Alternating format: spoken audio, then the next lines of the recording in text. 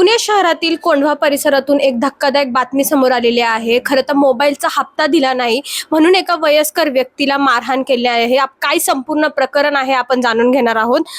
दादा, काय संपूर्ण प्रकरण आहे? मॅडम, विषय असा झाला की 5:30 वाजता 2 दिवस झाले यांच्या मिसेसला अटॅक आलता। त्यामुळे ते दवाखान्याच्या गडबडीत होते। दवाखान्याच्या गडबडीत असताना ती तारीख पुढे गेली 2 दिवस। त्यामुळं त्यांचे गुंड, मी गुंडच म्हणणार त्यांना, बजाज फायनान्सचे गुंड घरी आले तोंडाला बांधून। त्यांच्याकडे ID वगैरे सगळं होतं। बजाज फायनान्सकडनं त्यांची ID वगैरे दाखवली त्यांनी। त्यांना दाखवून त्यांच्याकडनं ते म्हणले की बाबा असं असं माझी बायको घरी अटॅक आलता, ते बघा तुम्ही येऊन स्वतः तुम्ही चेक करा। ती बिस्तर म्हणजे झोपलेले होते आणि त्यांना बघू दाखवून तरी ते काय म्हणले, ते मला माहीत नाही, तुमची लायकी नसती तर कशाला घेता, तुम्ही काम धंद्याला नाही तर कशाला एवढे मोठे मोठे तुम्ही हे करतात, नाही घ्यायचं ना मग लायकी नसेल तर। लायकी वगैरे काढून मग हे त्यांना रिक्वेस्ट करते तरी त्यांच्या मिसेसच्या नावाने शिव्या गाळ्या केले। आणि त्यानंतर ह्या माणसाच्या अंगावर जाऊन ह्याला कानाखाली देऊन मग त्या दरवाजाला ढकलून तोंडावर लात वगैरे त्यांना मारली। आणि त्यामुळं त्यांच्या माणसाचे ते अख्खे डोळे इथं 4-5 टाके पडले। आणि त्यामुळं त्यांचे हातपाय बघा तुम्ही आता बी चेक करू शकता, थरथर थरथर त्यांना म्हणजे आता सुचत नाही, त्यांना चालता येत नाही। तर एक तर त्यांचं घर आहे 5व्या माळ्यावर आणि त्यांना म्हणजे चालता बी येणार आणि करता बी येणार। आता जे काय त्यांची कामं चालायची 2 दिवसात 4 दिवसात ते मालीची कामं यायची, कसली बी कामं यायची ते जाऊन करायची, आता ते बी त्यांचं बंद झालं। आता यांचं घर चालणार कसं मॅडम, हे मला बजाज फायनान्सला म्हणजे म्हणणं आहे। आणि दुसरी गोष्ट, बजाज फायनान्सने काही गुंडे पाळलेत का? ते म्हणजे करतायत काय तुम्ही? त्यांची मला जे ते इथे त्यांच्या घरी आलते त्यांचं मला एक तर पोलीस व्हेरिफिकेशन पाहिजे की ते बाबा ते खरंच कामगार होते का गुंड होते, त्यांचं मला व्हेरिफिकेशन पाहिजे। आणि मी स्वतः जाऊन ते बजाज फायनान्सच्या इथं जाऊन मी मोर्चा घेऊन जाणार आहे पटेल फाउंडेशनतर्फे। 2 दिवसात मी यांचं बघणार आहे काय प्रकार आहे आणि 2 दिवसानंतर मी डायरेक्ट तिकडे जाऊन मी तिथं मोर्चा करणार आहे। आणि जे काय असेल ह्या माणसाला, हे माझे आजोबा आहेत, मी यांना म्हणजे आजोबा मानतो, माझ्या मित्राचे हे आहेत, तर त्यांना मी स्वतः जाऊन तिथं मी त्यांना इन्साफ करून देणार आहे। मी मोबाईल किती हजार रुपयाचा होता आणि हप्ता उशीर का झाला देण्यास?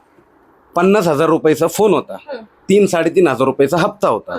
आणि दुसरी गोष्ट, ते उशीर ह्यामुळं झालं की त्यांच्या मिसेसला अचानक अटॅक आला, त्यामुळे ते दवाखान्याच्या गडबडीत होते। आणि मुलगा पण इथं नव्हता, मुलगा होता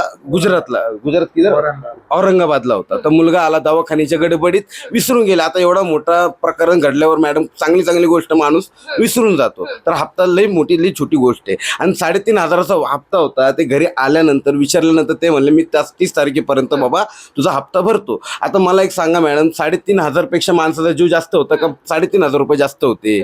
आता ह्या माणसाला उद्याच्या दिवशी काय कमी जास्त झालं असतं तर कोण बजाज फायनान्स त्यांचा जीव भरून दिला असता का?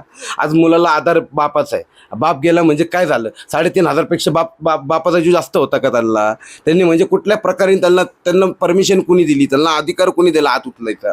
माझा हे फक्त ते बजाज फायनान्सकडनं मला हे विचारायचं आहे मला की हे काय तुम्ही कुठल्या प्रकारचे लोक ठेवतात? आजच्या दिवशी मला उद्याच्या दिवशी जर मला बजाज फायनान्सकडनं हप्ता घ्यायचा असेल तर मी विचार करणार, जर तुमचा एक हप्ता चुकतोय आणि पहिलाच हप्ता होता, जर एक हप्ता चुकतोय तर एक हप्ता चुकल्यावर तुम्ही डायरेक्ट येऊन डोकं बिकं फोडतायत।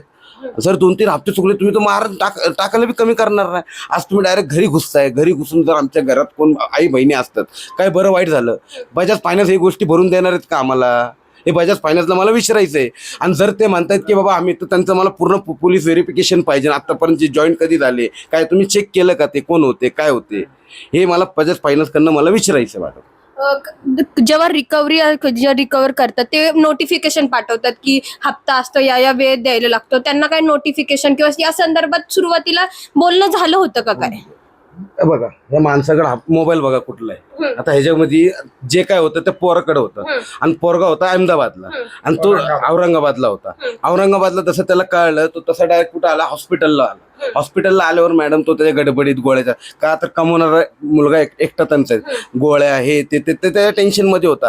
जर आलं बी असेल तर मी काय म्हणतो मॅडम, त्यांनी आल्यावर ते म्हणले होते की बाबा माझा जरा दवाखान्याचा प्रॉब्लेम झालाय, मला 1-2 दिवसाचा टाइम द्या। आणि चांगला मला तर एवढं मी आतापर्यंत बघितलं मॅडम, त्यांनी ना वॉशिंग मशीन घेतली याच्या अगोदर, ते हप्ते नीट भरले, त्यांचा स्वतःचा रेकॉर्ड आहे। बजाज फायनान्स म्हणजे ते स्कोर म्हणतात ना, त्यांचा चांगला स्कोर आहे। तर त्यांनी बजाज फायनान्सकडनं त्यांनी फ्रीज घेतला, त्यांनी काय बाकी TV घेतली, या बाकी गोष्टी घेतली, ते हप्ते बरोबर त्यांनी भरलेत।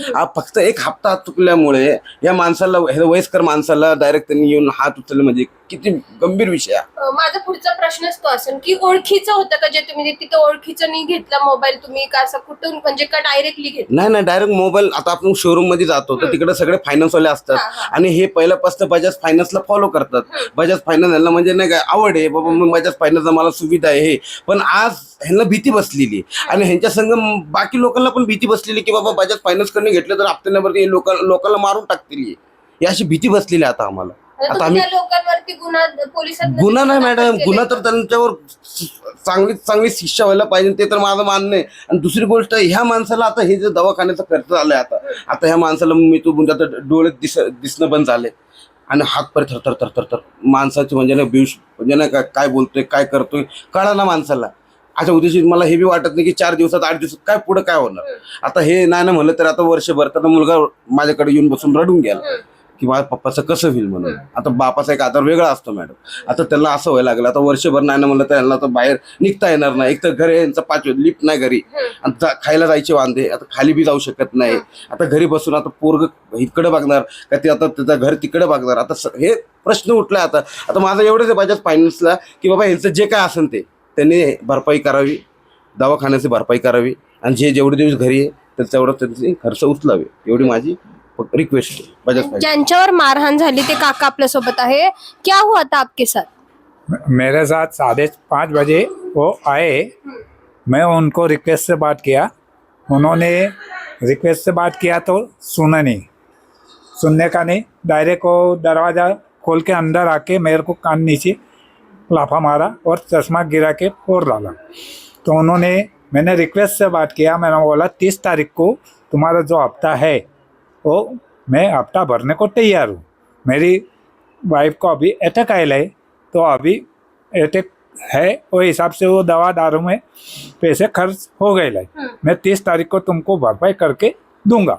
तो उन लोग सुने नहीं तो मैं दरवाज़ा बंद किया तो बाहर से वो चेयरमैन ने लात मार के मेरे को आग पे खूनी किया और वापस आके लाफा भी मार के निकल गया शाम को 6 बजे. अभी मेरे साथ पटेल साहब है वो मेरे को साथ दे रहे और मेरे को ये कर रहे. वो हिसाब से अगर मैंने बजाज फाइनेंस ने नहीं किया तो मैं फांसी खा के मर जाऊंगा. इसकी जवाबदारी बजाज फाइनेंस वाले की रहेंगी. ठीक है मॅडम. एकंदरीतच यांच्याकडनं सांगण्यात आलेलं आहे जे रिकवर एजंट आहेत ज्यांनी त्यांना फक्त मोबाईलचा हप्ता दिला नाही त्यामुळे त्यांच्यावर मारहाण केलेली आहे. त्यांच्यावर कठोर ते कठोर शिक्षा झाली पाहिजे असे यांच्याकडनं सांगण्यात आलेले आहे. पुण्याहून मी पूजा मालुसरे, न्यूज अनकट.